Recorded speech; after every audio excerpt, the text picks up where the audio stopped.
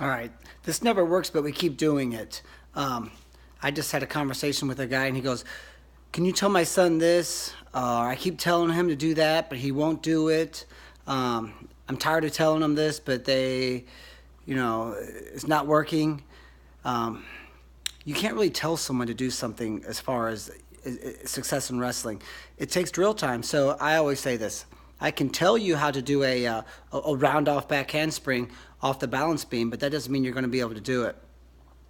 You have to drill it constantly, and only then can you actually do something. So, if you find an issue that your son or your athlete or your daughter has issues with in wrestling, you simply do this. You write it down and you say, hey, we need to do a better job of this from this position, or let's not do that, but let's do this instead, or let's avoid this, or this is how we block this position.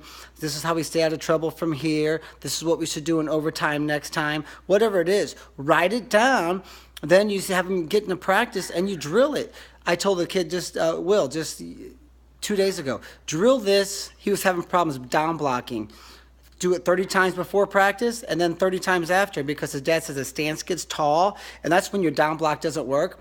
So I said, after practice, hit 30 more. It only takes about 2 minutes to hit 30 down blocks if your opponent's turning and shooting. So you're looking at, let's just say 7-8 minutes of practice at the most to get 30 down blocks before and every practice. I said, do that for 2 weeks. Probably after just 3 or 4 practices, the problem will be solved. But he's in youth wrestling. They only practice 2 or 3 days a week. They're not in high school where they're on the mat 6 times a week. So I thought 2 weeks would be fine. But basically, don't make that mistake and say, I told my son this, or I told my daughter that, or keep telling my team, because, you can't tell them. They have to drill it. No different than a gymnast has a drill, their techniques. Sure, maybe small minor things. You might say, if it's a basketball player, you could say, follow through, with your shot, or little stuff like that maybe. But, I keep telling them to drop their level lower before they shoot. Drill it. Get a whistle. Blow the whistle. Do it 1,000 times. 1,000 times this week. I mean, that's what we're doing now after Tulsa Nationals. That's all we did, probably for like 10 minutes straight at the beginning of practice, is level change drills. And we're going to do it again tonight. Level changing, down blocking, holding our base on bottom, elbow digs when someone gets a cross wrist on us. Those are our 4 big, well, there was 1 more, 5. Just a simply tight waisting when your opponent's in on a leg, especially a single leg, and they're trying to snake and spin and get around the corner on you.